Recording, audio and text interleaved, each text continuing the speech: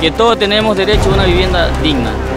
Otra solución, los banqueros a prisión. Dipitapa, dipitapa, dipitapa, dipitapa.